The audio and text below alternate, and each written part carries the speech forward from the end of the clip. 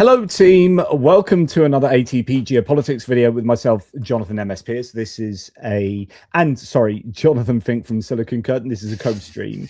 I'm all over the shop at the moment. You are all over the place. It's with me, Jonathan Pearce, and with me, Jonathan Pearce. Oh, no, yeah, Jonathan Fink, Jonathan Pearce. Anyway, everything is going on at the moment, and I had an original thumbnail to this, Jonathan, saying it's all happening because everything's happening. And then we just got some breaking news of a Turkish ship in Odessa being directly hit by a ballistic missile. So we're going to talk about that. So I just thought I'm going to change my thumbnail to that because really they didn't have anything particular to talk about apart from lots of things. I've got loads of stuff lined up, Jonathan. So don't worry. Apart from everything, yes. Yeah, apart from that's it. I was like, we've got everything to talk about.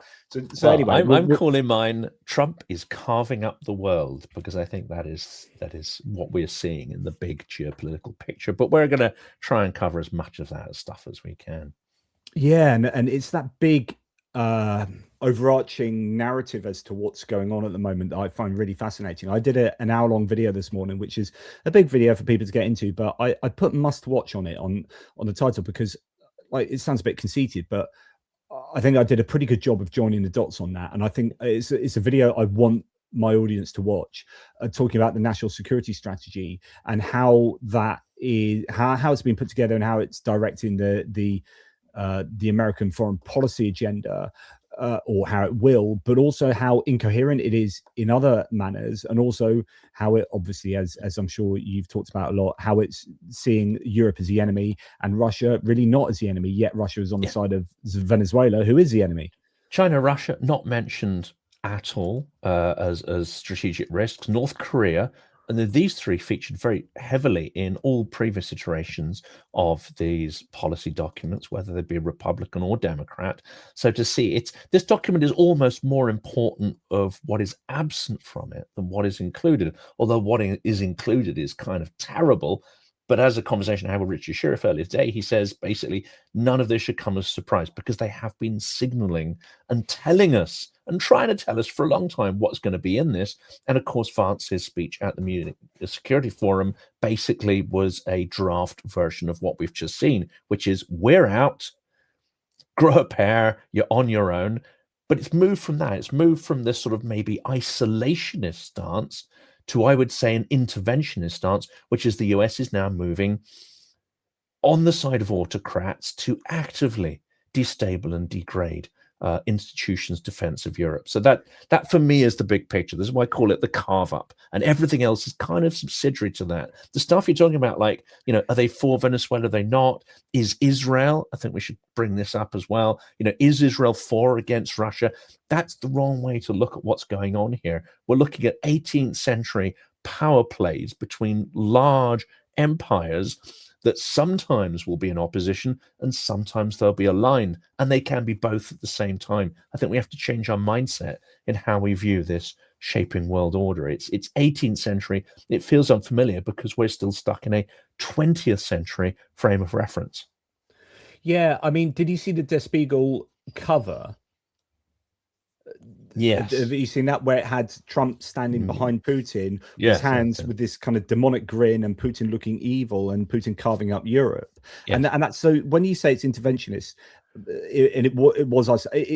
my position is isolationist, the national security strategy of the US. It's isolationist, interventionist, and imperialist. And yes, you might think, all at the same time. All at the same time. You might think, well, those are like mutually exclusive, but they're not. So just to get my thoughts straight here, the isolationist bit is they actually want to stop being globalist and internationalist and move back behind trade barriers, so literally raising trade barriers to isolate themselves behind that and put up barriers to entry to their markets, so on and so forth. So it's anti-free markets in that sense. And also they want to build up barriers, literal barriers on the border to stop migrants coming in. So there's this very much isolationist kind of little Americana kind of thinking going on, but at the same time there's an imperialism where they want to take control of Panama, Greenland, and Canada. Yes. And then there's this interventionist kind of idea of like wanting to pry certain nations away from the EU, as mentioned in the draft version of the national security strategy, which had Poland, Austria, Hungary, and Italy being prized away by the US from the EU to undermine the EU and its unity, so that the EU can be carved up by Putin and Trump, etc. This is not an American strategy because it does not fit with anything in really, the American stance. Maybe yes, the Monroe Doctrine and this kind of stuff, but that's more to keep European imperialism out of its patch and stop it interfering. This is a take on the world that is aligned with Moscow's and that's the conception Spiegel of how cover, the world works. Not the traditional American world. It's really not. Absolutely, and that's why I referenced the Spiegel cover. And I know this will be the third time I'm going to show it, but honestly, it is. I mean, the Germans seem to have this right at the moment. In terms of Merz is probably the only leader in Europe that is saying things that are slightly more overt and explicit about Donald Trump. So here is a Spiegel cover, which reads, so I need you in there as well, which reads, what is it? Two villains, one, what's it read? Two villains, one goal. That's it. So two villains, one goal. I mean, what an incredible image that is. And you have a demonic looking Trump behind Putin wanting to carve up the EU. And I've long said that Trump was in Trump 1.0. He wanted the disunity of the EU.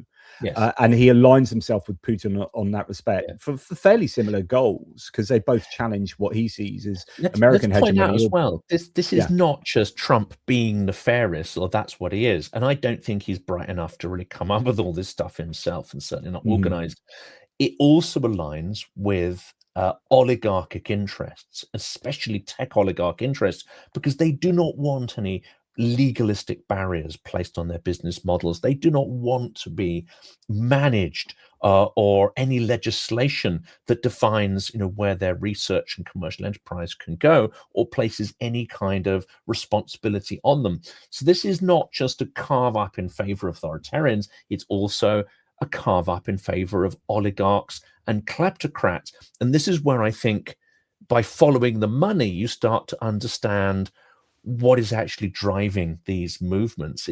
Trump is not an agent of the Russian state, but he is working towards a world that favors the Russian conception, and that also happens to align with kleptocrats and oligarchic interests. So it is quite kind of nefarious on multiple levels. Yeah, 100% agree with you there, Jonathan. This is what I spent a lot of time in my video talking about that I was referencing, which is actually Trump might not be an overt agent of the Russians, but I think he is a useful idiot. But I think he is an agent of the tech oligarchy. And what the national security strategy is a kind of a marketing strategy for the tech industry. So the undermining of the EU is for the benefit of the tech peeps. So when JD Vance came to Europe and said that, he's Peter Thiel's protege for a start. He exists in the techno-fascist, and that is a technical term, techno-authoritarian world that Peter Thiel sees for the future. That's what JD Vance is a part of. He was put into being the vice president by Peter Thiel and his acolytes. Yes. Trump didn't want him, but they convinced him to take on JD Vance. He was put through, he was employed by Peter Thiel in his hedge fund. He was then made senator of Ohio by Peter Thiel, funded into that position, and then he becomes vice president. It is all part of very much a move by the tech oligarchy to get primacy in the White House.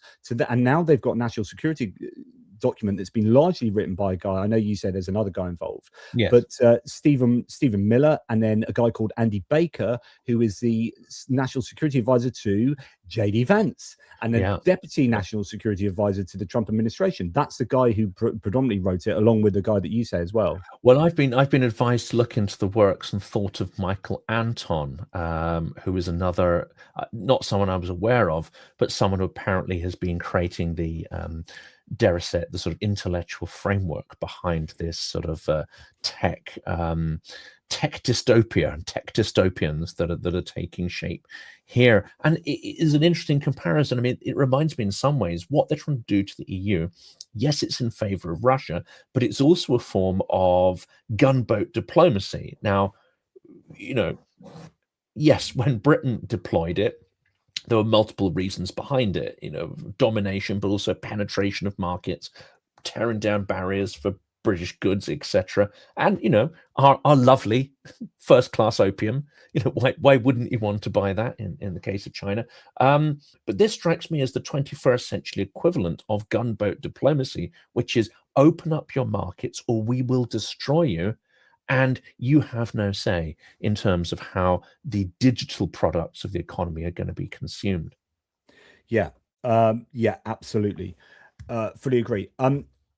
Is it okay to just slightly change direction to go to Jonathan? You can pivot in any direction you want. Well, we'll no doubt be returning to that. I just wanted to show you what's just taking place right now as we speak, and this is happening in Odessa, where there has been, unfortunately, a Russian ballistic missile that has hit a Turkish ship. So it's a Turkish civilian ferry, it says here. I don't know if that looks like a civilian ferry, owned by Cenk Roro.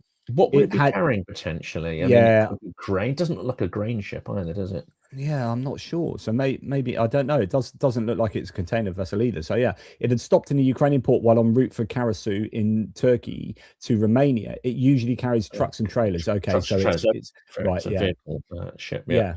So it would be a Roro. It says Roro on there. So yeah, ferries can also be Roro, roll on, roll off. Yes, right. Also transporting vehicles. That makes sense. And it's Turkish, which is highly controversial. Now, this is an incredibly risky thing for the Russians to do, but of course they're trying to hit back because the Ukrainians hit 2 tankers in the Caspian Sea last night. They've hit a number of tankers in the Black Sea. I say a number, I don't give a number on that because there was a claim of one being hit was actually now thought to be a false flag claim. But anyway, so the commercial ship, says Tim White, targeted by Russia, was sailing under the flag of Panama, but it's definitely Turkish owned.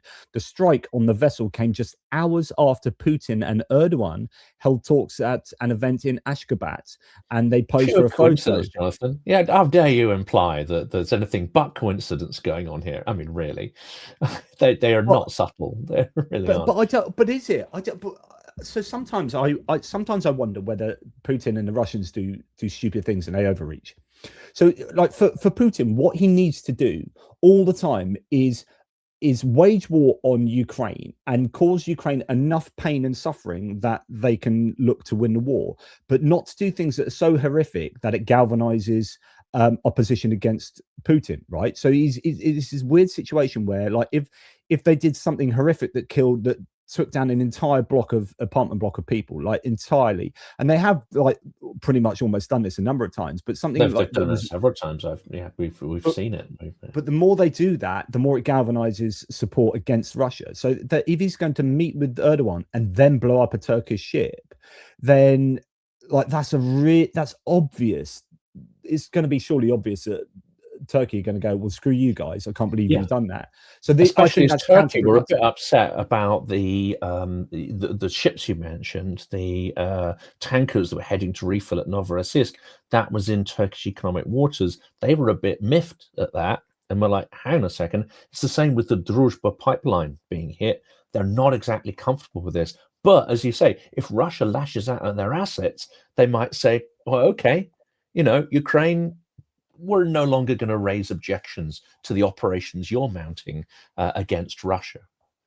Yeah, it's just I think incredibly risky of the Russians to be doing that, but you never know. I mean, you never know whether what they do is as intentional as it might look, right? So it could be like, oh, there's a ship in Odessa, let's wang some ballistic missiles that way, or they might have mislabeled the ship one nation rather than another, or you never know. I wouldn't put anything past the Russians, but sometimes I just think they often overreach, which is good. Like, it's bad because it's usually revolving around something horrific, but any time that Russia makes a bad decision that galvanizes support for Ukraine, I think is ultimately a good thing. So that's happened. Another sort of breaking news bit that I've done a video on this, but haven't released it yet. So by the time it will be my breaking news, it won't be that breaking. But Kupiansk has been cleared up in the northeast of Ukraine, or is presently in the process of being cleared. And amazingly, Zelensky poked his head up in Kupiansk. He's literally gone to the road sign for Kupiansk, the entrance to Kupiansk, which is actually only about like 1.5 kilometers from where the Russians are. And as he's making very dangerous place. Yeah, he's doing this video, and you can hear artillery go off, and he doesn't flinch. It's quite incredible. Yeah, and that's not just showmanship. That's extraordinarily brave. I mean, you will know what that feels like to be in somewhere where you feel you're in mortal peril. It's extraordinary thing to do, and that's why I kind of think that Zelensky is going to outlast the scandal around Yermak, etc., because this isn't just sort of showmanship. He's very good with language. He's an incredible orator. He is a strong thinker, and he does extremely, I would say, brave things. I think he will last. Do you know what the Trump government, Trump regime, Trump campaigning, do you know what it's taught us politically? Is that actually the days of resigning due to embarrassment or scandal or this and all that, I think are long gone. You can just, if you have the wherewithal, you can just weather these storms by just refusing to kind of give up type thing. I like our press in the olden days would have hounded out in the UK. There have been some analyses of this in the UK that previously people would have been sacked or resigned politically for all sorts of things, and it's not happening these days because there is this this idea that I think that you can just assert your way through scandals, and actually people seem to be Teflon, or many people like Trump are Teflon. I mean, so many things that Trump has done should have been the end of Trump, but they haven't been. So when he put out almost everything, every outburst 10 times a day would have ended the career of previously non-Teflon politicians. I think, unfortunately, Nigel Farage, who is a sort of tin pot Timu version of Donald Trump, is trying the same thing, which is never apologize for anything. When you're under fire, you attack your opponents, you accuse them of that which you are guilty of, etc., and you just constantly go on the offensive. He seems to be trying to do that. You also employ the tools of humiliation. You're trying to insult and humiliate your opponents and the press and so on. I've seen from Farage's recent outbursts, he is clearly trying to do that, but I don't think he has the personality to pull that off, frankly. Shall I give you a quote from Erdogan earlier on today before the strike on that ship, that Turkish ship in Odessa? Here is an actual quote, I think, from Erdogan. "Ceasefire on energy facilities and ports could lead to peace," says Erdogan during that conversation. And then like an hour later, a ballistic missile slams into a Turkish ship. My goodness. You can't make it up. I mean, of course, it is delusional to think that, and this is the foundation of Trump's policy here, whether he really believes it's going to work or not. The idea is that somehow by trading, you can instill peace. Now, I made a little bit of a slip up with Keir Giles, that somehow, you can encourage your foes to be democratic. Well, he pointed out that that's in no way in the national security document. What I meant was that, if you go back to the 60s, 70s, 80s, and 90s, it was thought that through trading with China, you could encourage it towards more liberal and pluralistic politics, as well as introducing, these market forces to it. The market forces inevitably lead to democratization. And for a couple of decades, that kind of looked like it was the case in China. That failed, obviously, with Xi, and it's demonstrably failed. And Xi has also been able to prove that actually you can build an economy, you can generate extraordinary economic growth without fully, adapting or even partially adapting and taking on board the tenets of democracy. So with two things that we took as a certainty are, I'm afraid, completely disproven here. But here we have Trump and its policy basically saying that, through trading with Russia, we can prevent World War III. Well, all the evidence, frankly, is to the contrary. There's no evidence that this stuff will work to blunt the imperial, insatiable, carnivorous appetite of the Kremlin. One of my viewers, Kevin Force, says lots of trolls today. I've not seen so many maladjusted reprobates in one place since the last Trump cabinet meeting.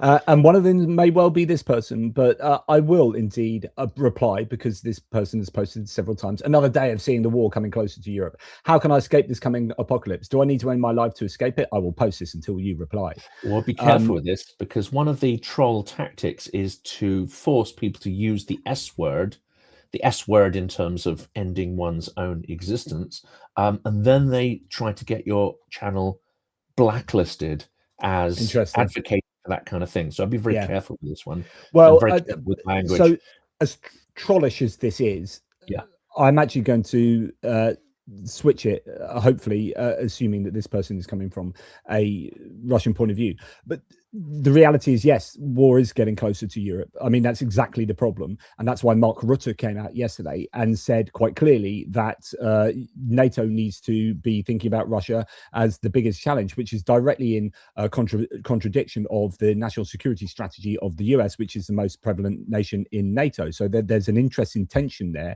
where European leaders, Denmark's come out, Germany's come out, British have come out as well and said, look, we are seeing more and more threats from Russians in terms of drones, in terms of hybrid warfare. And there is obviously the war going on, a kinetic war in Ukraine. We need to get ready for war. I gave a talk last year, Jonathan, in Stockbridge in Hampshire, saying we are at World War III. It's just that people don't realize it. We are at war. Yes. Functionally, we're doing everything other than sending our troops into the front lines. But we've got troops in Ukraine, and we are considered itself at war with us since. No, I mean, Richard Sheriff said that he's been actively, monitoring the pieces on the chessboard being placed on the chessboard, and he reckons really Russia has considered itself at war with us and our institutions since 2016, and obviously there was some foundational work prior to that. I think we came to the conclusion now that the pieces have been placed on the chessboard and are now in motion. So if we want to date, the World War III beginnings of, there's a couple of dates you can use. There's 2014, there's 2016, there's 2022, and now there is December 2025. Yeah. So I think, we do need to be very salient very cognizant of what is taking place and actually act accordingly. The problem is for us at the moment is that, unfortunately, Trump seems to be going the wrong way. And actually, on that note, I want to bring you to this Telegraph article. The head of the US Army cut out of Ukraine talks by paranoid Hegseth. Now, this is fascinating. I don't know the details of this. I haven't read the article, but just looking at the comments here, Max25 summarizes the head of the US Army has been sidelined from peace talks to end the war in Ukraine by Pete Hegseth. Dan Driscoll, seen as the rising star of the Pentagon, was reeled in by the increasingly paranoid defense secretary, sources told the Telegraph. Mr. Driscoll, a former soldier, was cut out of negotiations by Mr. Hegseth after he was seen to overstep his brief. It is understood. Quote, he was seen to be exerting himself a bit too much and he has had his hand slapped, a person close to the fallout said. Now, Dan Driscoll was seen very much as, or potentially as, JD Vance he was a friend of JD Vance at college, and his involvement seemed to be to try and get Ukraine to accede to the 28-point peace plan from Witkoff and Kushner. So Dan Driscoll was over in Kiev initially to talk about like military equipment, but then the 28-point peace plan dropped, and then he was co-opted to sort that out, and then he was seen as being very much in that mold. So if Pete Hegseth is then going against this guy and sidelining him, that could be good for Ukraine, because Hegseth, although he's nuts and a drunken, under the influence. Well, unstable, I think, is the he could go both ways. Yeah. But if you look at what he said about Russia over the last 10 years, like Pete Hegseth, while he was at Fox, actually he was vaguely sensible about Russia. Like, he was all for supporting Ukraine more. And since he became Secretary of Defense, he's put there because Trump liked him on TV. He looks good and he sounds good. And he's all anti-woke, right? But actually he was a bit of a Russia hawk. And so Hegseth being in charge, he's had to toe the party line, but he's not really been like, when was the last time you heard Hegseth say anything about Ukraine? Well, he wore that despicable, clearly Russian colored tie to a recent meeting. But that, I put that down to him just wanting to be a troll, wanting to be contrarian, wanting to just poke people in the eye and get some media coverage. Whether he meant it to indicate some strategic signaling, I'm not sure he's that consistent enough to do that. But it was disgusting. The optics of it were absolutely disgusting. I'm just not sure. Surely he was put in this position because Trump thinks he's going to follow orders. Yes, he's a fun TV character, but or not fun TV character, depending on your perspective. But he's placed there because it will be believed that he'll follow orders, do what he said. He won't have the intellectual capacity or moral courage to question anything. And he'll do things like, blowing gunboats out of the water and then double tapping the survivors. He'll do all of that. He'll invade Venezuela and do everything that is required, right up to the point of deploying US forces in US cities and using them as a training ground for future wars. All this stuff seems to be things he is not particularly exercised about. Is he even aware? Is he even aware of the full direction that the US is going? Does he see the implications of the security policies? I actually doubt it. Whereas Marco Rubio would be absolutely cognizant of the direction they're going in. So has he simply sold his soul, or is he sitting there as some kind of hostage to this regime, thinking, oh my goodness, what am I part of? And as someone intimated to me, is there more to it than that? Have individual members of Trump's cabinet been told that they better not break because there might be, personal implications for them, dare I say it? Because we see, let's say, the case I would use here is Euroclear. It is now being intimated that someone who's very closely aligned with Russia, something in the feature of a Russian asset, has been making threats, direct threats, to members of Euroclear and anyone willing to go along with the idea of passing those assets. So you're talking here about Hubi. So Euroclear, the bank Hubi, that currently holds 193 billion euros in Russian assets, has been penetrated by a suspected Russian intelligence asset, a French banker called Olivier Hubi, who is threatening Euroclear CEO Valérie Urbain. Reports. It's been told to me privately, so I won't go into details. We don't want to be sued, but it's been alleged privately that he has also been sort of abusive, threatening, sarcastic with activists who are pushing for Belgium to do the right thing. Yeah, so I think, to be honest, that is one of the single most important things going on at the moment. Yeah, all the peace negotiations, but if Ukraine doesn't get hold of that money, then they are in serious financial trouble. And I think everyone kind of realizes that, which is why European leaders are trying desperately to make sure that it happens.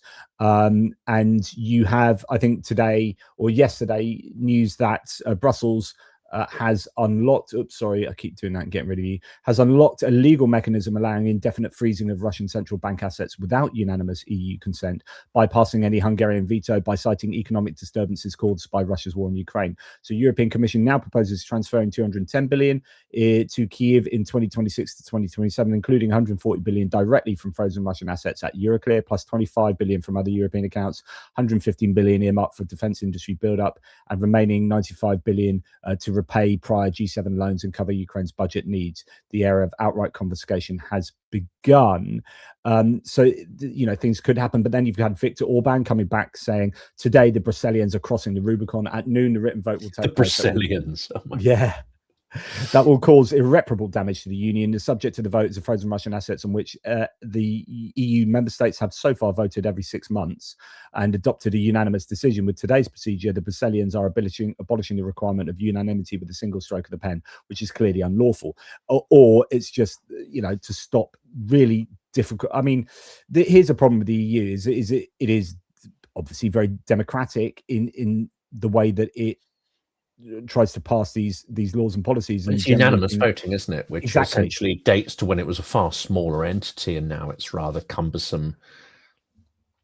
And, yes. and if you have a particular person like Orban directly voting based on what he's told to do by the Kremlin, let's put it out there, then that system's not going to work if you have assets and agents that have penetrated the system. I mean, so does this suggest to you that they're moving away and they're moving towards a sort of qualified majority voting of some sort? Well, that's for this, but I don't know that can exist a qualified majority for. I don't know. There's so many different ideas about what's taking place, because apparently Hungary could veto the alternative to the frozen Russian assets, but it couldn't veto. I think maybe this, because they changed it, or I don't know. It's just all very confusing. But still, I guess they need to iron out all the issues with this, not least risk sharing for Belgium. So although Bart de Wever is getting a lot of getting a real hard time at the moment from people who are criticizing him for wanting to put his foot down and stop the Euroclear funding going to Ukraine, actually the EU does really need to make sure that the risk sharing is proportionate. Absolutely. Yeah, and I made the point in a recent episode. Then again, he seems to be particularly susceptible to particular Russian narratives. So certainly he's either surrounded by or penetrated by or directly spoon-fed some of this stuff. And some of it's just not correct. The idea that the EU would be sued tomorrow and have to pay up to Russia. No, the EU is a sovereign entity that would not have to pay, especially a criminal regime like Russia. There's no legal basis for the EU having to cough up there, and they could resist that. But equally, as Timothy Ash and Yulia Ziskina said on my channel recently, Russia would have to waive certain levels of sovereign immunity that would open them up to being countersued for seizing Western assets in Russia after the war, again, illegally, plus the war crimes, the damage, the coercion, the sabotage, and this and that. I mean, essentially, it's vanishingly unlikely that this is what is going to happen. But also, de Wever repeated some of the most, I would say, central and instrumental Russian narratives, which is their victory is inevitable, that Russia has infinite resources and it cannot be beaten. These are demonstrably untrue by both our current reality and historically, but it is the prime purpose of Russian propagandistic mind games to try and convince us that there is no point in resisting because it's futile, they will always triumph. Well, it's not true. That is not a reality, but that's what they want to make us believe, to deny our agency and action. A really good question here from Steel Panthers Rules says, can someone please explain why the EU cannot just remove Hungary from the EU? Now, I don't know all the details in terms of the practicalities of this, but Brexit, it was very clear that the EU didn't actually have a pathway out of the EU set in terms of how you practically have a country divorce itself from the EU. So they had things very clearly in place for expansion of the EU, but they were like, well, no one's ever going to want to leave, right? That's ridiculous.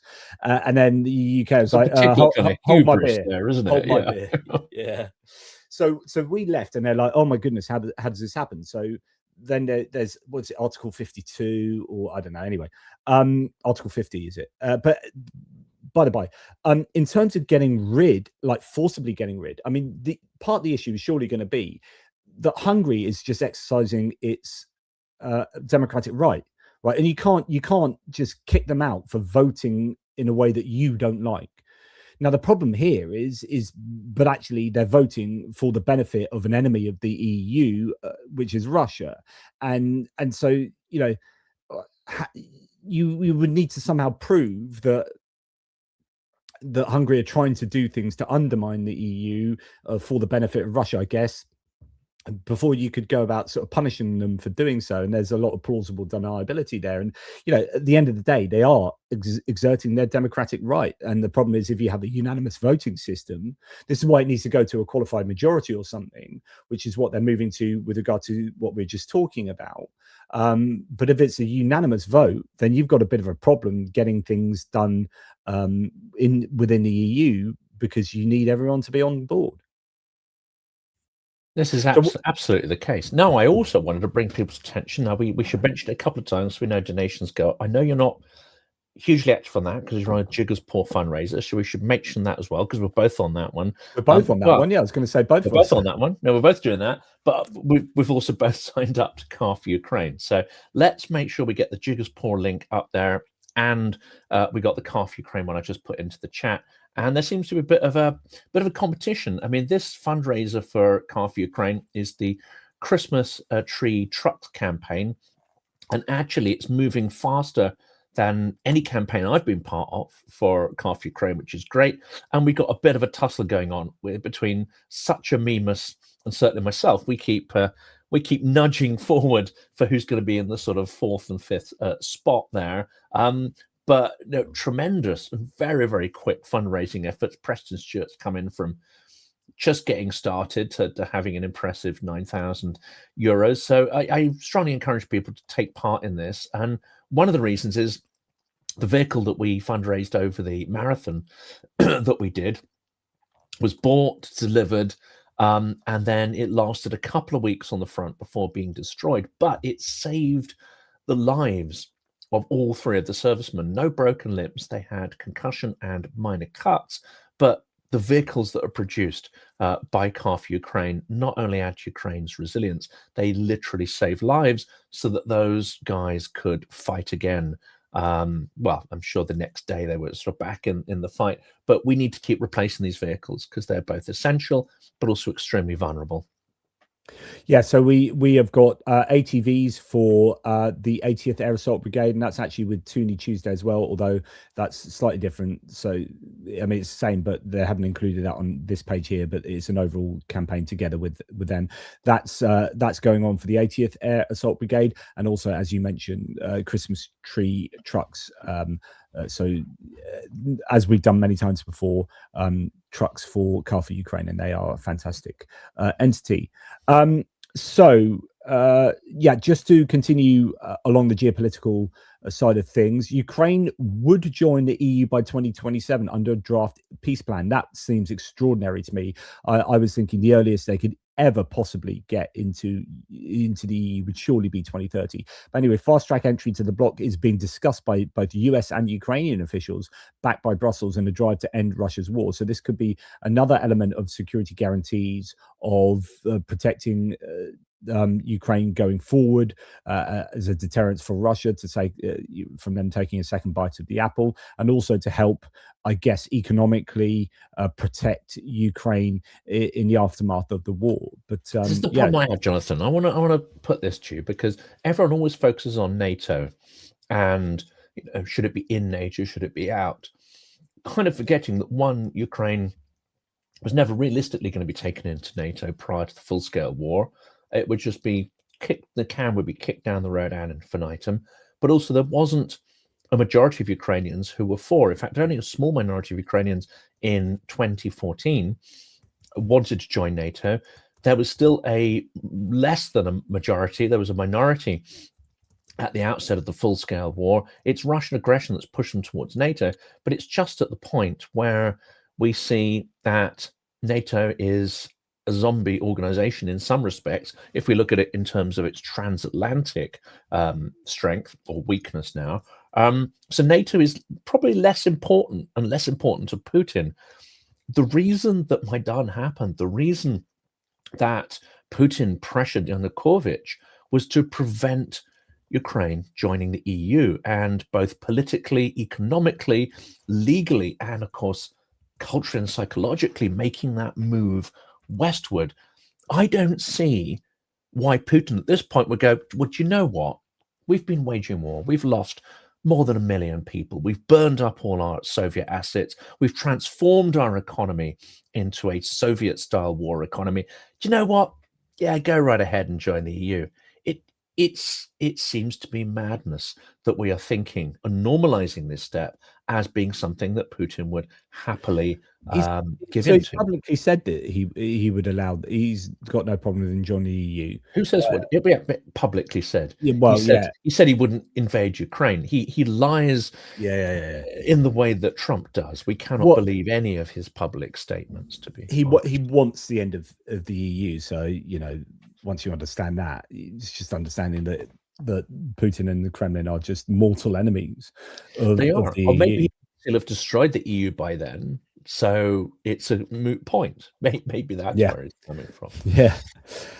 So we also have that the EU and Ukraine have announced a 10-point plan for fighting graft, boosting democracy amid Hungary's accession veto.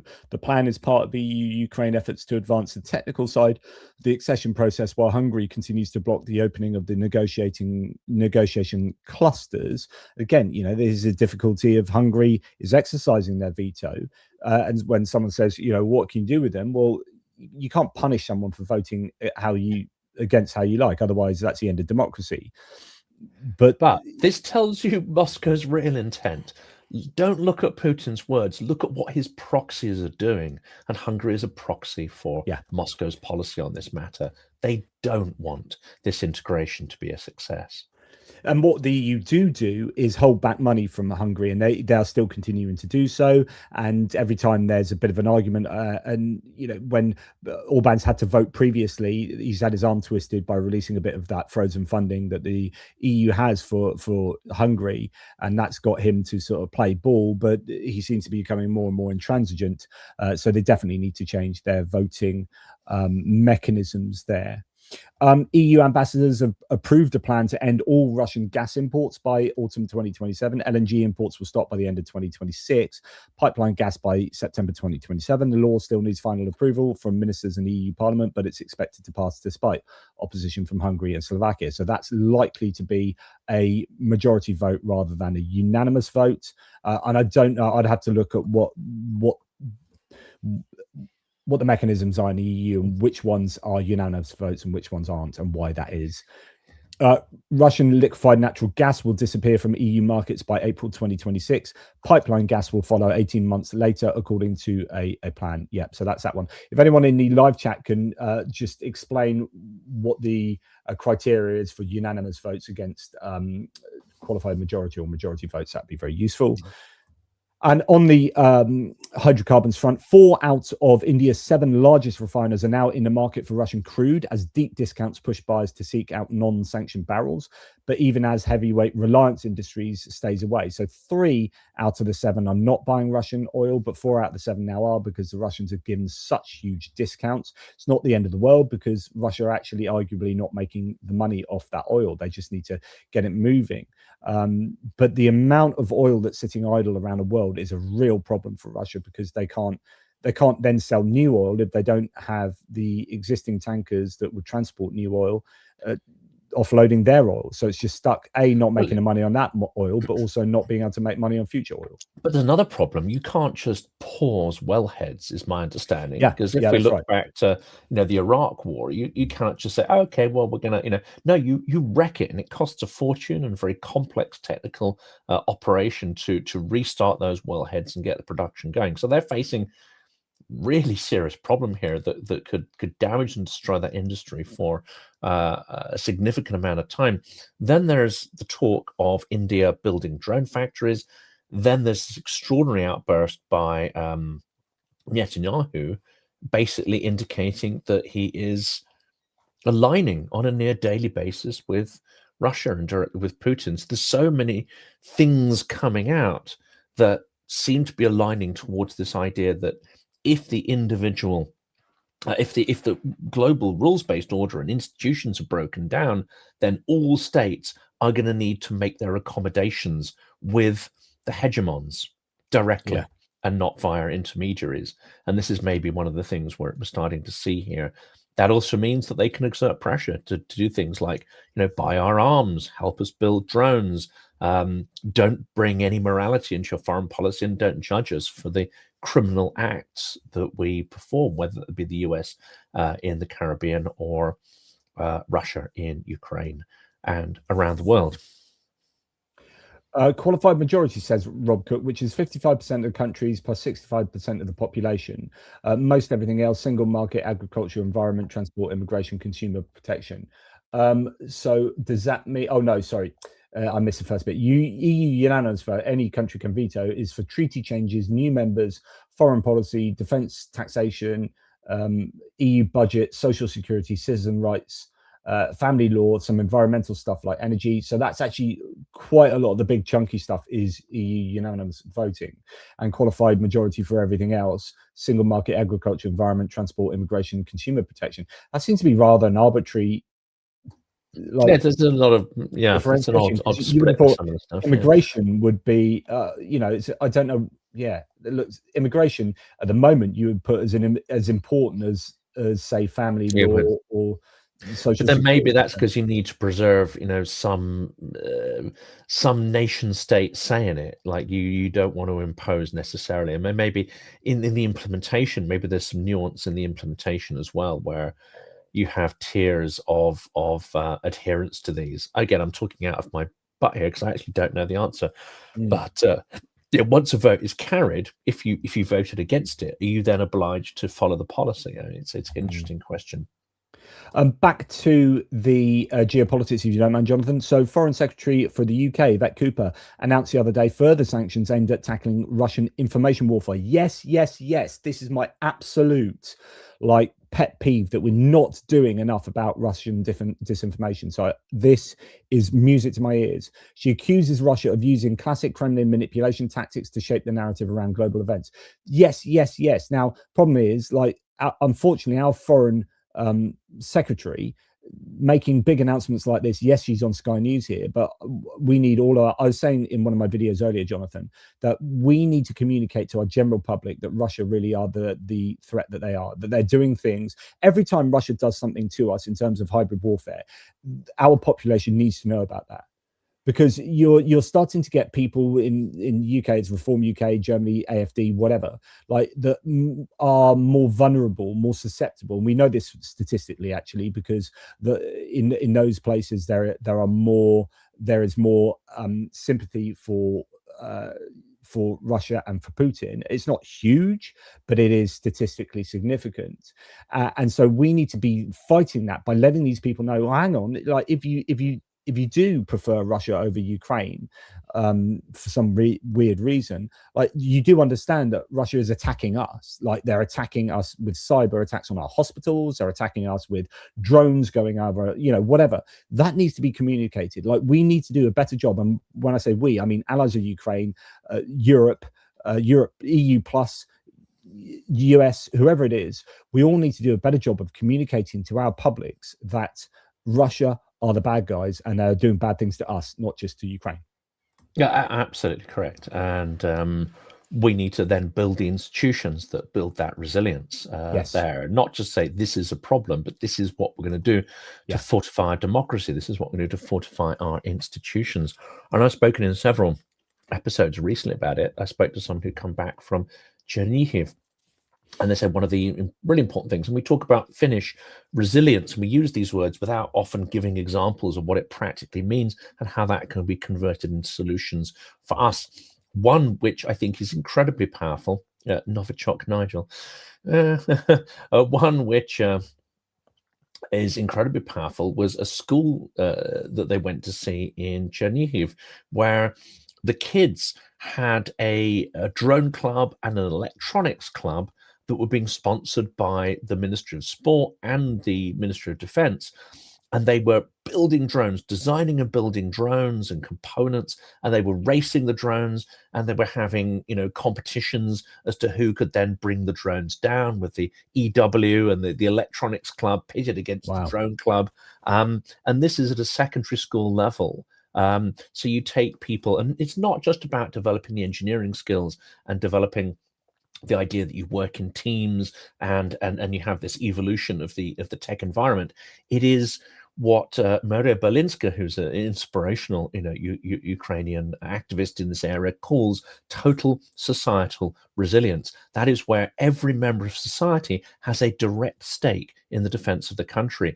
Everyone feels that individual responsibility and starts thinking about what skills and effort they could bring to bear to create a all of society resilient defense. It cannot just come down from top down, but government initiatives. There's no reason, I think, why we can't have, especially if the defense budget is going to increase, which it ought to, hasn't so far, but when it does, I see no reason why we can't have that kind of societal sponsorship, the expansion of, let's say, the engineering base, engineers, and these, this would be an incredibly fun thing, but an incredibly important thing, I think, for kids to be involved in.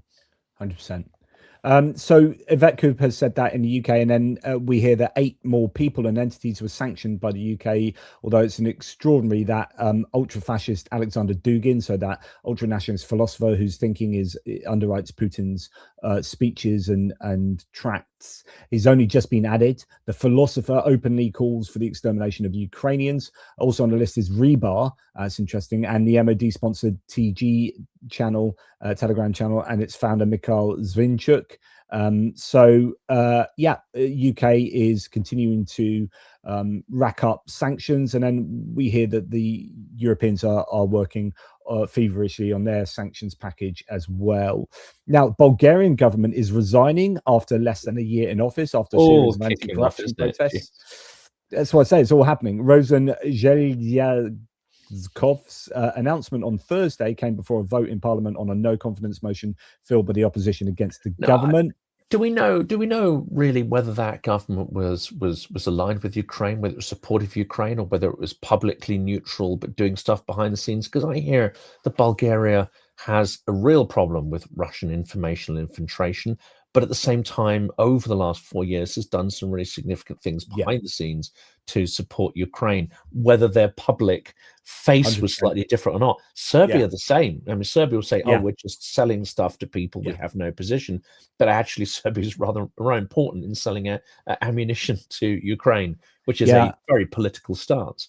I'm no expert, but Bulgaria more so. So Bulgaria were responsible, supposedly at one point in the war, for providing near the beginning a third of Ukraine's ammunition. Because Bulgaria still makes 152 mil artillery shells, so Soviet era stuff. In fact, Bulgarian companies, is it not the Arsenal company in Bulgaria that was it's been sabotaged a number of times, once during the war, once before the war, I think. So Bulgaria has been absolutely vital, in fact, one of the most important countries for providing Ukraine with particularly ammunition. Here's an interesting fact that you're going to like, which is deeply shocking. Now, I can't say the source or anything like that. And of course, I'm not going to say this is an absolutely stated fact, but we talk a lot about these hybrid attacks. We talk a lot about it. So someone of my acquaintance, Ukraine does keep tabs on it because it's very important for their informational resilience and security to understand Russian hybrid attacks against Europe and then use it in communications.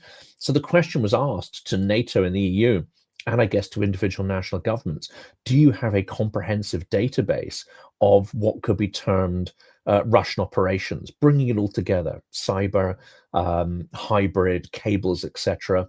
The answer came back loud and clear.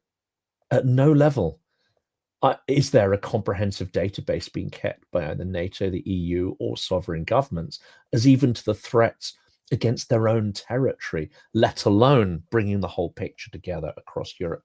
That is deeply shocking. Ukraine follows it seemingly far more assiduously than we are doing. Oh dear. Oh dear, indeed. Someone asked about Moldova in the live chat earlier. It's interesting. There's a TLDR news piece that I watched earlier about the potential reunification of Moldova and Transnistria. So although the Russians are stuck in Transnistria with 1,500 troops and a bunch of ammunition and materiel, it's also been cut off from Russia. So there's been this energy crisis, and since Transnistria and Moldova in general sell all their exports pretty much to the EU or that in that direction rather than to Russia, actually it's very much dependent on the EU. And there is, at the moment, behind the scenes, the Americans and the Moldovans and the EU are working on reunification. So the Americans involved in this as well, reunification of Moldova and Transnistria. And that could be a potential, and that would really, really harm Russia there, because obviously they've been working hard to keep Transnistria as this kind of foot in Eastern Europe. But unfortunately, because they've cut energy, well, Ukraine have cut the energy shipments across Ukraine into Transnistria. Like, the place is an absolute economic mess, Transnistria, because, you know, without energy you can't function effectively, and yeah, so it's been a nightmare. So that is lending itself towards a potential reunification. And just to say here, Moldova just blocked $107 million in cryptocurrency meant to bankroll pro-Russian political groups. And this goes to your sort of talk, Jonathan, about you know, influence groups and keeping a tab on all the activity that's going on. Their foreign minister Popsoy revealed Moscow is pouring extraordinary resources into undermining democracy using crypto to bypass financial controls and fund rallies. So yeah, that's an area to keep a keen eye on, I think, Transnistria. And there's lots of talk of them training drone pilots there at the moment, and there are potential like sabotage attacks could be coming from the Russians in Transnistria. Yeah, I guess we have to wait and see. And this was the corollary of what I said earlier about the drone training schools in Ukraine and why we need it. It was pointed out to me that Russia is doing this as well. It is heavily investing in drone training. Yeah. Oh yeah, and they're doing it with kids. Education system. Yeah. So they're already way ahead of us on that. I know we like to think of Russians as being disorganized and clunky and all about meat waves, but if we miss what's happening underlining it, the militarization, the fact they have points of excellence, there are drone units which Ukrainians take very seriously, because they're a lethal threat, and they bring scale as well to their production. Once they find something that works, they have the ability to scale far faster, actually, than Ukraine does. And they're doing this, I would say, training from the ground up in schools. So we've got to pay attention to that. Absolutely. You got a bit of frog in your throat there, mate. Hope you're not going to die on me. No, just a slight little croak there. Hopefully. Oh dear. Yes, hopefully no one's M&S egg sandwich filler there, because there were some questions in the chat as to what I was shoveling into my gob. I didn't get a chance to mute you before you coughed in everyone's sorry, ears. but it is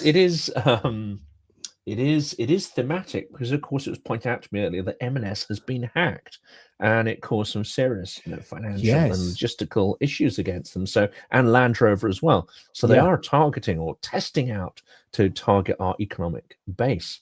Big times. Then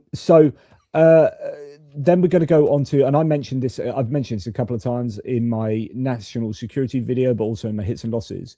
German investigators, these journalism students, have tracked and I don't know if you've heard about this, Jonathan, but news came out today that a group of German journalism students have tracked drones that were circling. The European countries had these problems with drones, over Belgium, over Germany, over Denmark, over the Nordic states, going in, and of course in Ireland recently, trying to intercept potentially Zelensky's plane. And these have been over critical infrastructure, military infrastructure. And the question is, are these Russians that are responsible?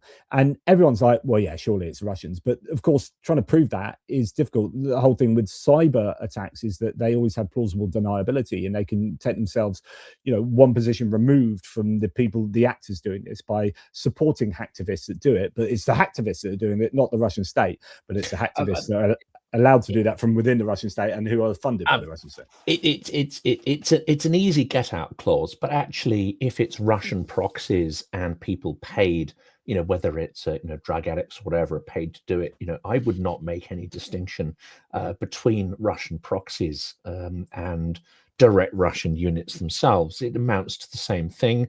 And to say, oh, it wasn't direct the Russians, therefore we don't have to do anything, which actually is some of the messaging coming out of parts of Europe and the media, is ludicrous. And of course, it would make Russia look at us and say, well, that's incredibly weak. Thank goodness they can't get their act together, to call a spade, as it were.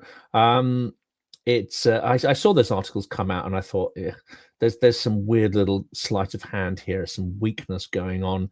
It really doesn't matter if it's directly Russian combat drones or not. Similarly with Ireland, I don't know if we spoke about the Zelensky's plane being buzzed by combat drones near Dublin. Yeah. Well, I've spoken about it, but probably not to you personally. But yeah, this is. But the Irish have come out and said that they think it is the Russians. Like, they've been quite explicit about that. And what's important about this article is that these journalism students have tracked the drones from the Kiel Canal that was circling these, critical pieces of infrastructure or whatever material, and track them back to 3 vessels: the HAV Dolphin, the HAV Snapper, and the Kauros, I think it's called, or something like that. And so they track them back to these 3 Russian ships. So this is super bloody important. Like, what we need to do is start generating enough evidence to say, hang on, like, this is Russia. Like, let's stop saying, oh, we have suspicions it's Russia. Right? This is Russia. Russia have done this. This is an act of war. This is an act of outright, hostility from Russia. And it needs to be, we need to react to it as such. So I think this is super important. But there you go. That's it. I was gently accused of being Belgium phobic, and I just have to set the record straight in the chat there. There are aspects of Belgium that are amongst the best things in all of humanity and civilization, but waffles are all right, but I wouldn't go that far. Oh, I did waffles. I mean, waffles come pretty far down the list. You've got fabulous cities, architecture, medieval architecture, French fries, beer, got wonderful beer, chocolate. I mean, what's not to love? You got the little mannequin piss. I mean, what more do you need? I don't mean to be. I was being facetious about Belgium. There's lots more. I've been to Belgium a number of times. Tintin, goodness me, Hergé, who is obviously Belgium, not French. Keep talking. Yes, I'll have a random just a minute type thing without repetition on the subject of Tintin. No, I've got a bunch of Tintin comics just below my desk here. So here's not original, but when I was a young lad at school, I used to love a bit of Tintin and Asterix. So there you go. I just thought, Tintin. Have you got the Tintin au Pays de Soviet? Tintin in the Soviet Union is quite an interesting little volume there, actually. That was before, his artistic style really, coalesced, but it's one of the first ones. And it's written right at the time of, I think it must be Stalin's purges. It must be written in the 30s. I may be mistaken there. Someone can correct me, but it's extraordinary because it's the same time you had a lot of people going in and saying the Holodomor wasn't real. You had a lot of people staying in the so-called Red Hotel, the Metropole, getting their jollies and then saying things. And then you had useful idiots, lots and lots of useful idiots saying, "Oh well, the Soviet Union is the future." No, Hergé went in, and it's the right level of cynical about the Soviet experiment. It's good stuff. Good stuff. Excellent. Okay, so then as we sort of come towards the end of the main geopolitical stuff, AfD is particularly worrying me at the moment, Jonathan, not least because they are seemingly gaining in the polls in Germany just at a time when Friedrich Merz is being, I don't know about domestic German politics, but from a foreign policy point of view, Merz is being particularly, I think, strong at the moment, and I do like him on Ukraine. But Marcus Frohnmayer here, the AfD deputy coming into the US to speak to the New York Young Republican Club gala, was mentioned in a Russian strategy paper sent to a high-ranking official in Putin's presidential administration in 2017 as a parliamentarian under our absolute control. That's a quote. So Frohnmayer, according to a Russian leaked strategy paper, is a parliamentarian under our absolute control. And he's why am I not surprised? I mean, none of this comes as a shock, frankly. So he's going to New York as an honored guest to the Young Republican Gala. So this is again the connection of Russians to this new era of American republicanism, which would be an anathema, I think, to like old Reagan Republicans. But now, like you've seen it in the national security strategy. It's just the complete advocacy for ultra-nationalist or nationalist movements in Europe from some of these Stephen Miller types and Heritage Foundation types, and some of the new breed of Republicans. And I think it's particularly worrying that it is. But again, this alignment is not a particular surprise. And I know the national security policy has shocked a lot of people, but I think those like Keir Giles and Sir Richard Sheriff, who I've spoken to this week, who say if you're shocked by it, you simply have not been paying attention. Yeah. And just a few more bits and pieces I want to just mention in terms of American politics, but actually there is some crossover here, Jonathan, talking about the kind of national security strategy and this kind of anti-Europeanism. The comments have gone off into Belgium. We're down a Belgium rabbit hole. I think in Bruges. It's a great film. Waffles, the whole lot. It's sorry to interrupt. This is quite incredible. So New York Times the other day brought out a piece talking, and I heard this discussed on LBC yesterday, actually, with an expert on this. And it is genuinely worrying, by the way, this. Travelers visiting the United States from countries like Britain, France, Germany, and South Korea, and by the way, they're like Western, like where this is targeting isn't like the sort of Somalia and places. These are types of visas, I believe, or types of applications or types of people from these particular countries should soon have to undergo a review of up to 5 years of their social media history, according to a proposal filed on Tuesday by the US Customs and Border Protection. The change would affect visitors eligible for visa waiver program, which allows people from 42 countries to travel to the US for up to 90 days without a visa, as long as they first. When I went to DC in August and I had to submit my social media profiles. Now, it didn't put this 5-year clause in there, but that was already, I couldn't get a visa waiver without already submitting my social profiles back in August of this year. So it's being touted as news and shocking, but I've already been through the angst of wondering whether I would, get my waiver or not. And so that was back in August. So in a document filed on Tuesday in the Federal Register, CBP said it plans to ask applicants for a long list of personal data. So I presume it's just much longer now. It's a longer, more intrusive list, Yeah, social media, email addresses from the last decade, and the names, no, I didn't have to do that. Birth dates, places of residence, and birthplaces of parents, spouses, siblings, and children. Under the current system, applicants from visa waiver countries must enroll in the electronic system for travel authorization program. They pay $40 and submit an email address, home address, phone number, and emergency contact information. The authorization is good for 2 years. And then we're hearing that Trump may revoke visas of critics of Elon Musk's Twitter, and that's coming from Mehdi Hassan's ZTO media source. So Trump admin is preparing to revoke visas of critics to Elon Musk's Twitter. Super worrying. All of this is just like hallmarks of fascism. So no free speech. I mean, it's a joke. I mean, to all my American friends, frankly, don't even talk to me about free speech. Don't mention Britain's problems with free speech, because you having a fucking laugh, frankly, with everything that's going on. Yeah, absolutely. I mean, email addresses from the last decade. I mean, that means that they will be hacking my emails, right? Surely. Like, what can they do with just an email address or seeing? I don't know. They own the servers. Now, this is an interesting one, and I can do an episode on this because I need to investigate a little bit. But the story is that the ICC potentially is going to be the subject of yes, I've heard about this. I know sanctions But it gets worse. It gets worse.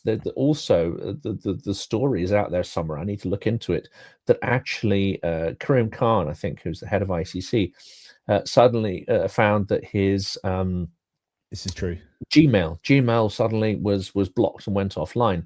Now, imagine if No, the I think it was US, Microsoft. I have a Microsoft, feeling was it? it's Microsoft. Was it Yeah, Microsoft? Okay, Microsoft. Right, yeah, okay. I don't know, maybe wrong.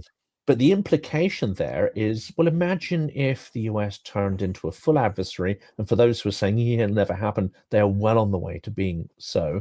What if all US tech was bricked and blocked from countries that Russia wanted to soften up? Just wow. Europe are aware of this. The EU are aware of this. So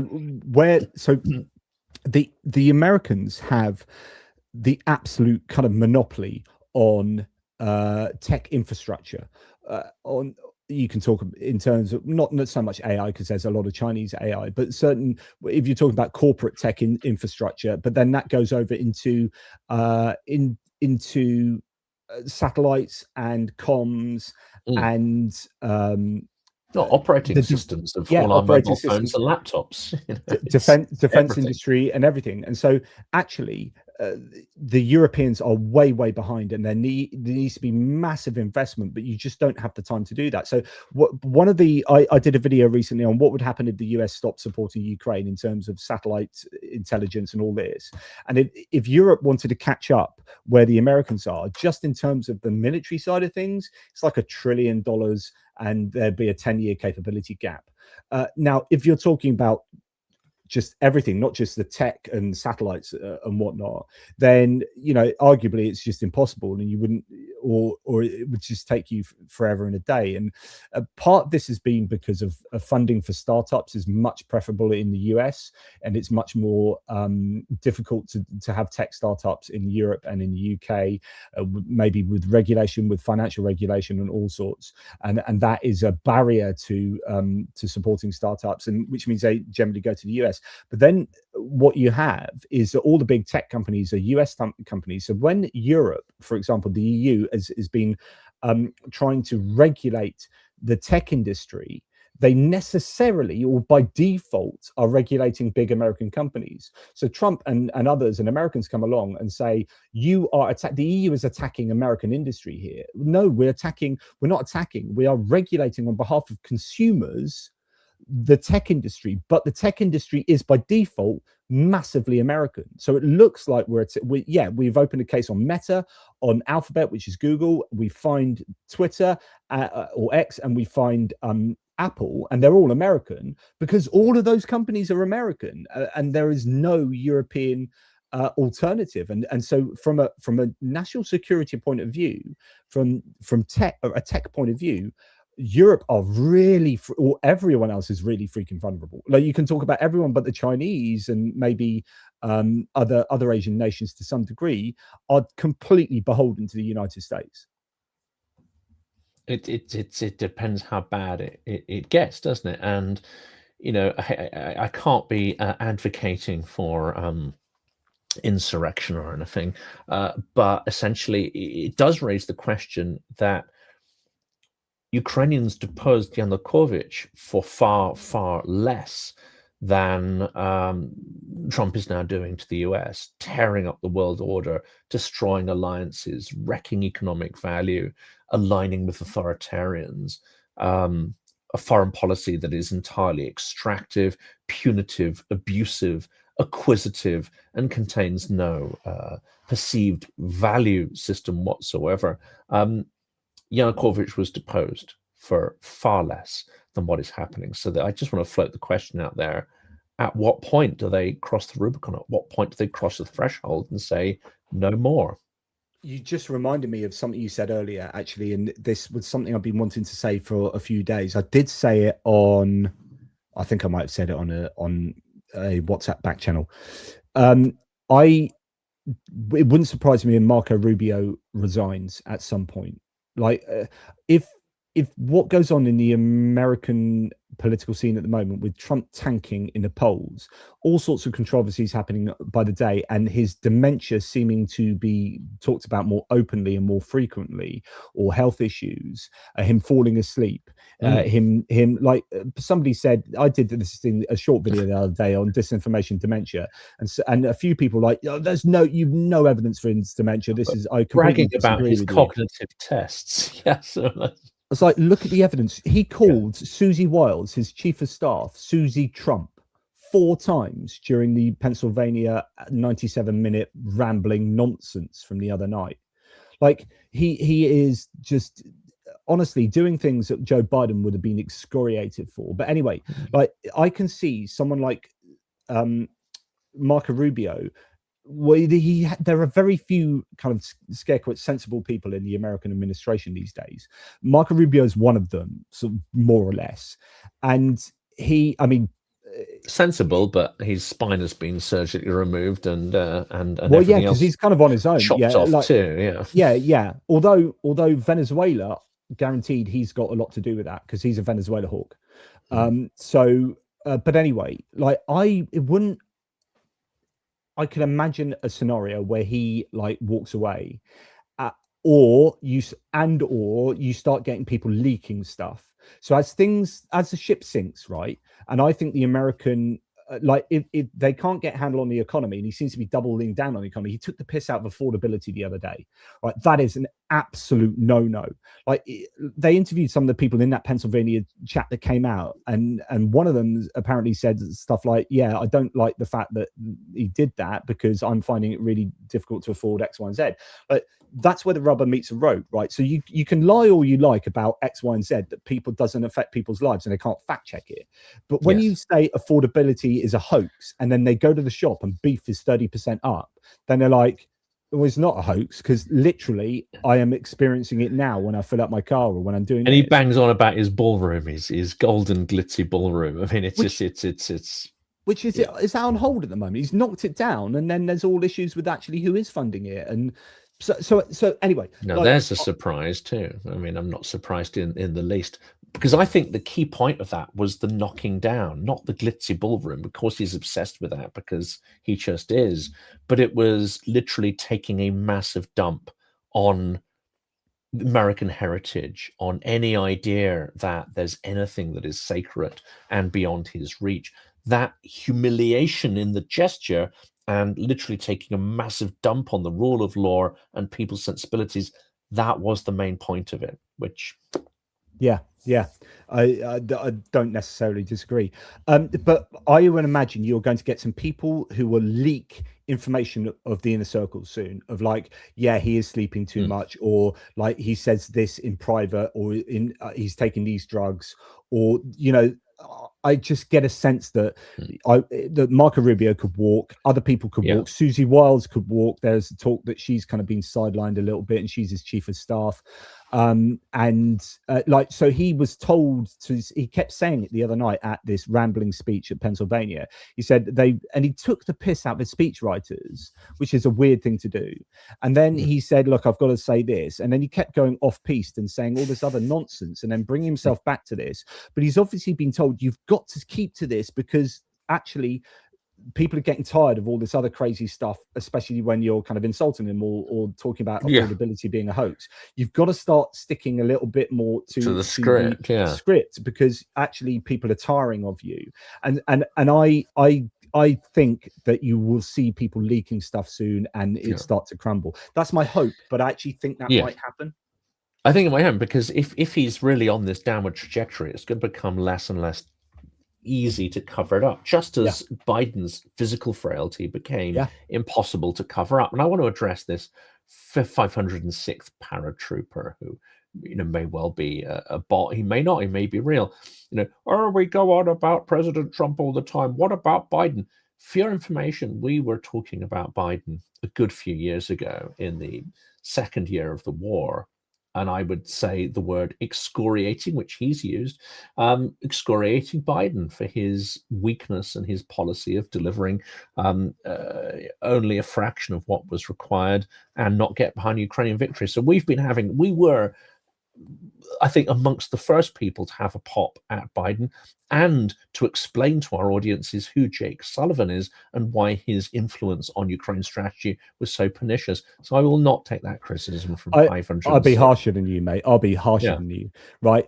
If you want to defend Donald Trump, then you are morally, I think, problematic, because Donald Trump is a moral vacuum. And if you want to advocate for bullying, he's an abusive monster to female journalists, to Europe, to Ukraine. The things he has said, like, and tell me one time that he's criticized Putin.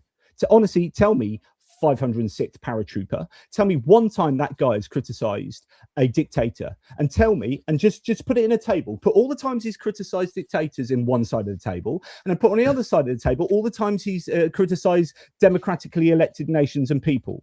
Like, the guy is a moral monster, right? And Joe Biden wasn't. So I won't excoriate. I will criticize Joe Biden, as I did in the context of Jonathan. Yes, but not a moral monster, not corruption on this scale. Like, the amount of his family members that have made money, and you wanted us to talk about Hunter Biden. Do you know how much Jared Kushner has made out of Saudi Arabia? Do you know how Jared Kushner just follows the Trump train around the world, just scooping up deals? Do you know how much money that Witkoff's son and Donald Trump's son have made out of the World Liberty Foundation crypto scams and their shitcoin, or whatever it's called, the grifting with his family? Grift. Absolutely. Look, honestly, mate, you don't have a leg to stand on.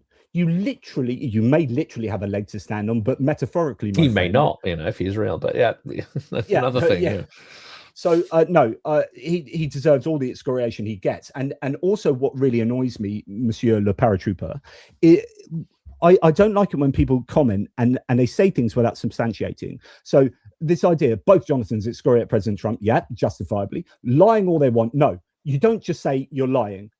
You say what we are lying over. Tell me where I have on purpose misled you by telling you something that I know is false.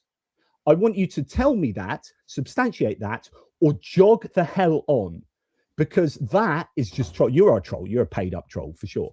But do you know what I mean? No, that kind of fly-by commenting really gets my goat, in case you didn't realize. So 506th paratrooper, you can take a very long walk off a short pier. No offense, because he's one of your viewers.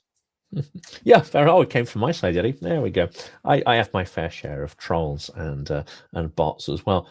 Before we check out, though, I think we should draw attention once again to the two campaigns, the Jiggers Pour and the Christmas tree trucks, just to see if we can sort of bump those up a little bit.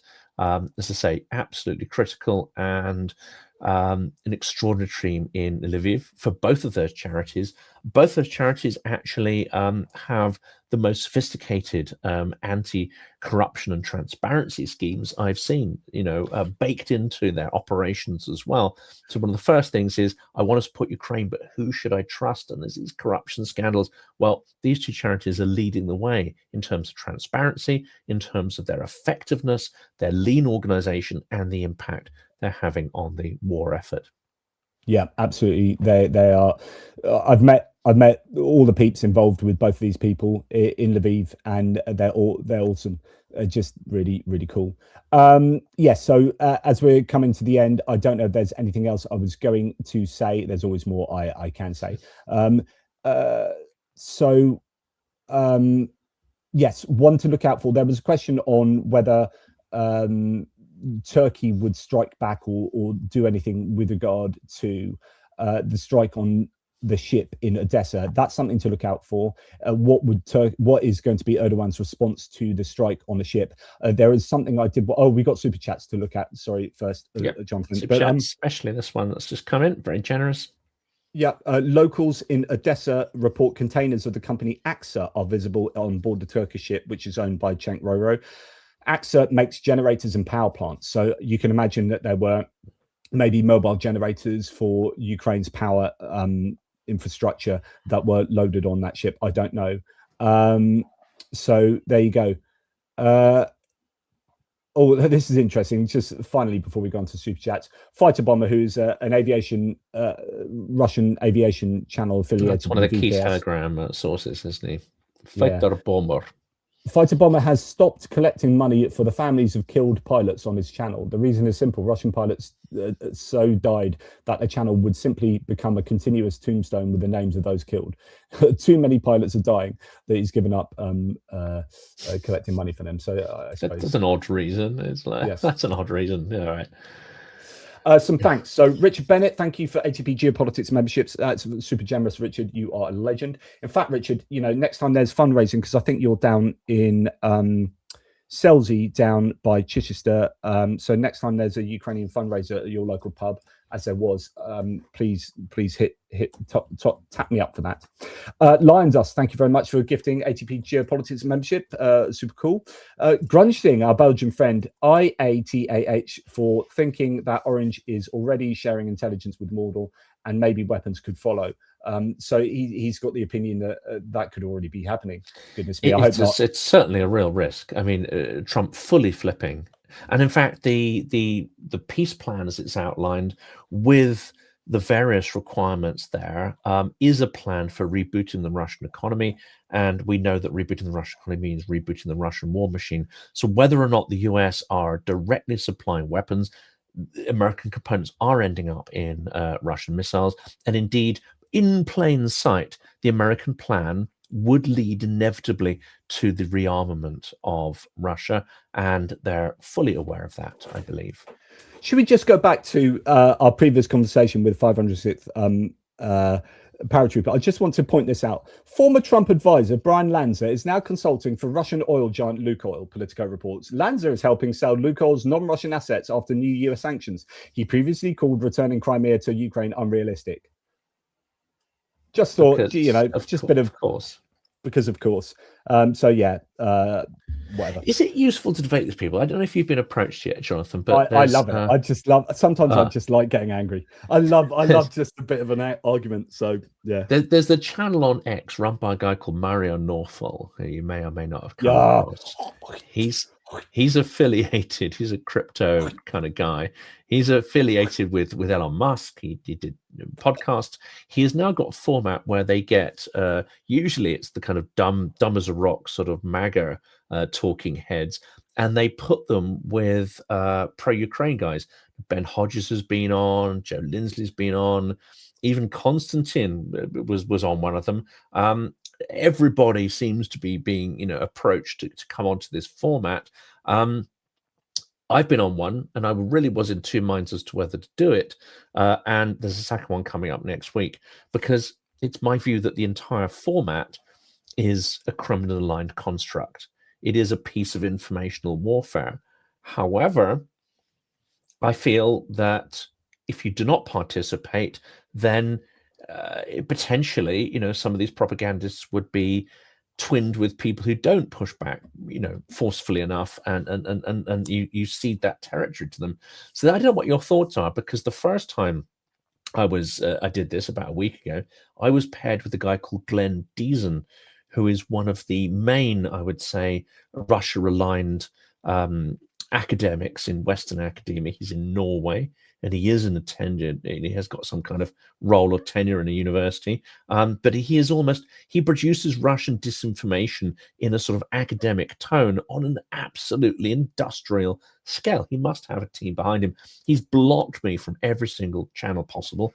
I thought it was interesting to be paired with him and to debate with him. And next week I've been paired with one of the, I would say, key so-called non-aligned geopolitical analysts who happens to live in Moscow and spout Russian talking points. So they're pairing me, I would say, with some fairly sophisticated assets of theirs. But do you think it's just not a good idea to even participate in this format, or is it potentially useful? By the way, Greg Terry's was in the chat. I don't know if he still is. Hi, Greg. Good to have Greg. You sort of on board. I would offer you one, but we're just going to be leaving in a second. So I think it's useful because I think that you always need to hear the other side. But I don't know how many people watch that stuff who are susceptible. So it's Yeah. difficult to know, but it's always useful to have someone who is competent putting across the other side of the coin. And from what I know about you, occasionally I think, so is it, I don't know the stats, something like once every 60 days, I think it is, something like that, you're competent. So that, you know, I would say then you might as well go for it. Yeah, well, that's very kind there. I thought it's always good to practice one's art and craft of ranting as well. I think so, yeah. But also argument, also formulating your arguments. Like the more you practice, the better you become. And so I think that's, you know, is good all round. But I think that might be rhetorical training is useful, because otherwise, you know, we're talking about stuff we align and agree on. We don't actually have to think that hard about it. Yeah. Whereas in this instance, I'll go away and actually I'll do.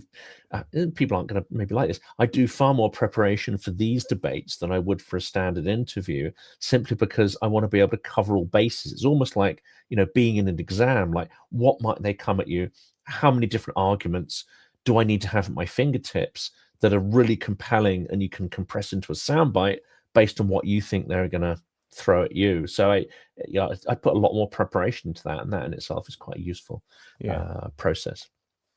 So Kevin Force, thank you. Always an amazing supporter of the channel. Thanks, mate. Mitch Mazarol, I would not be surprised if there's a strong correlation between the financial opportunities for Trump's inner circle and the potential outcomes of an implemented foreign policy vis-a-vis the recent admin position statements. Well, of course, yes, this is 100%. line. It's not even a dotted line, it's a direct line between them. The grift of this administration, I think history books are going to look back on this administration.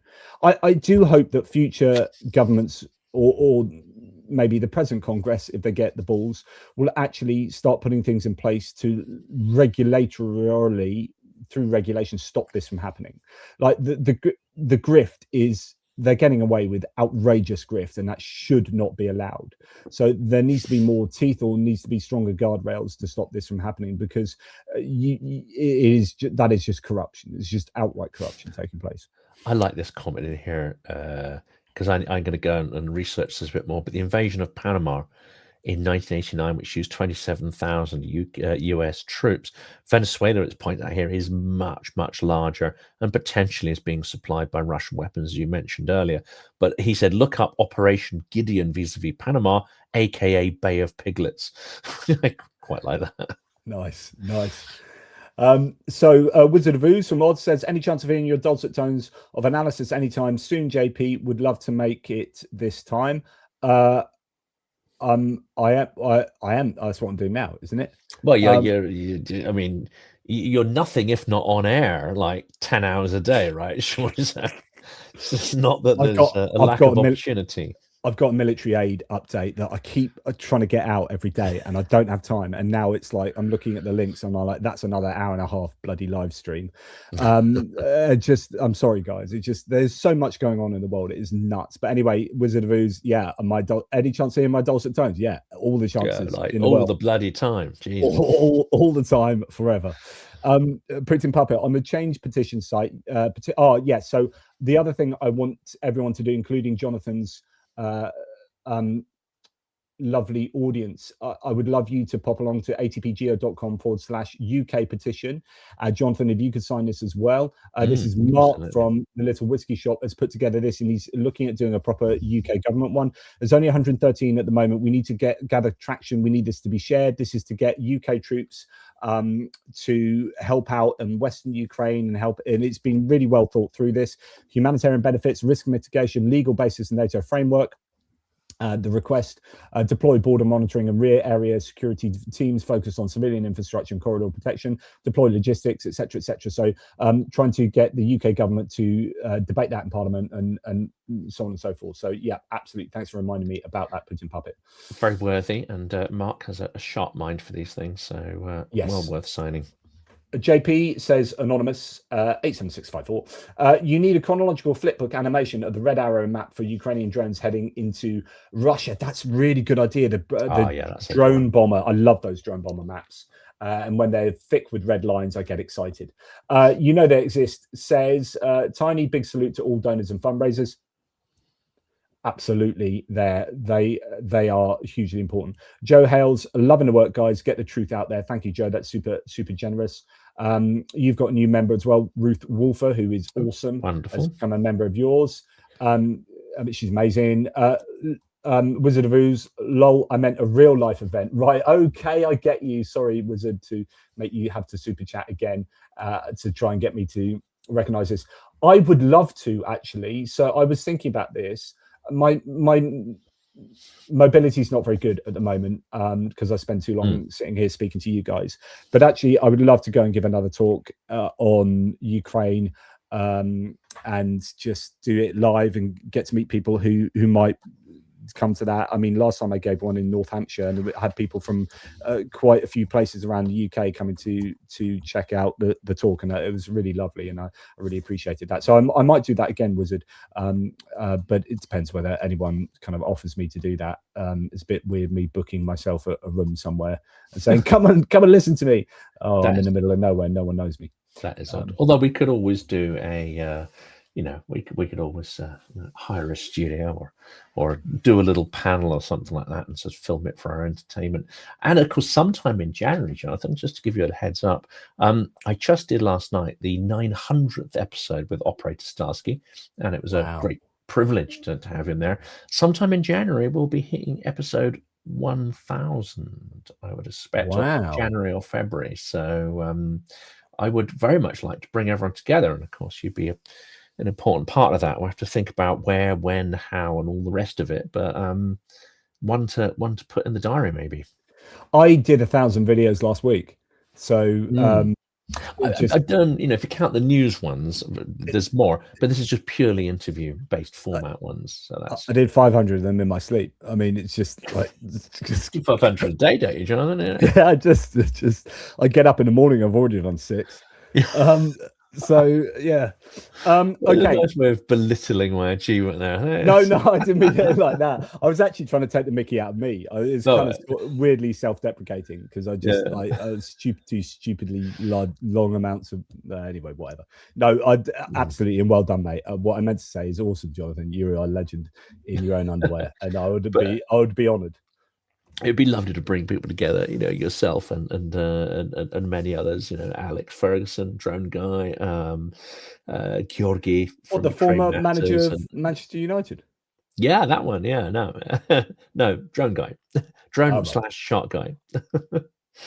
As he always comes to protest dressed as a shark, which was fun at the last outing there. We had 3 sharks and a camel.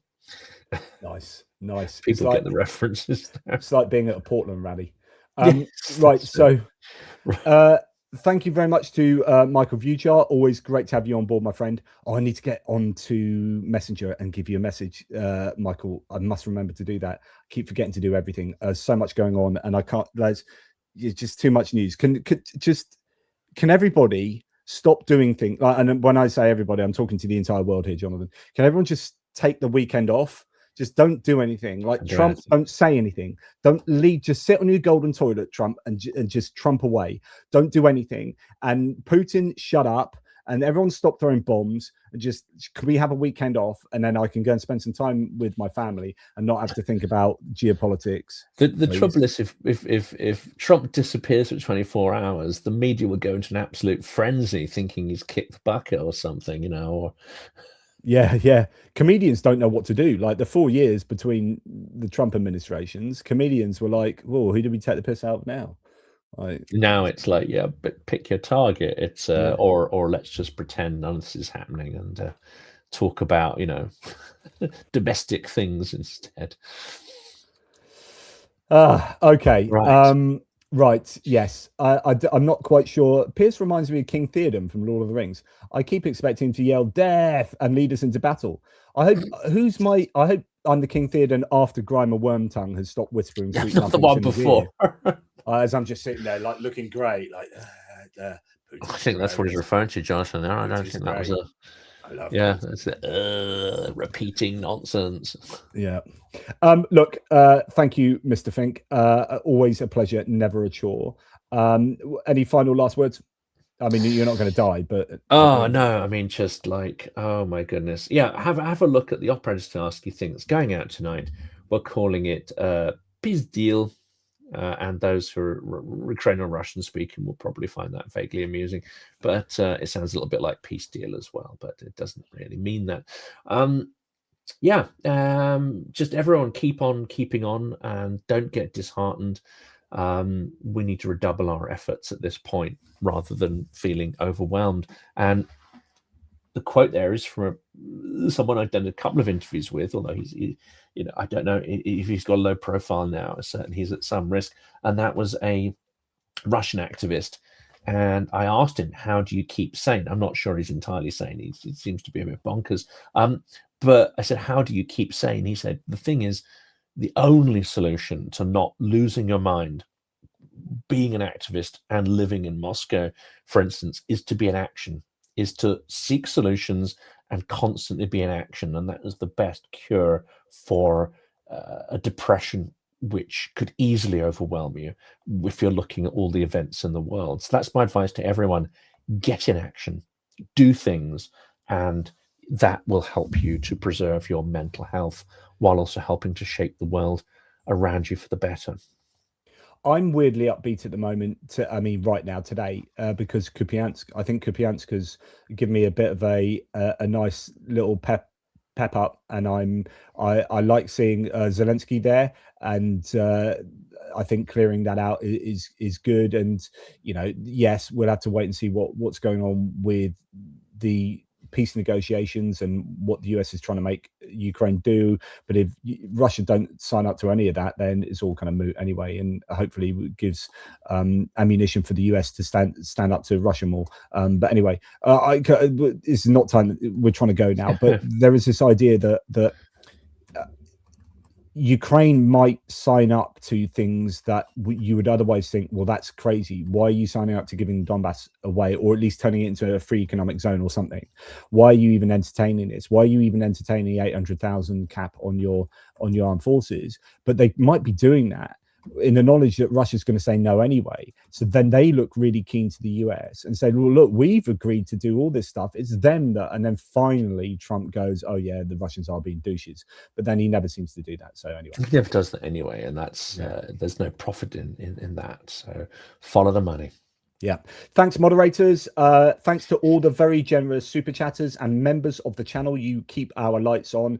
Thank you to all of those fighting on the front lines in Ukraine, and big up to those in Kupiansk, particularly, well, everywhere really. Absolutely amazing. Thank you, Jonathan. Slava Ukraini. Haram Slava. Awesome.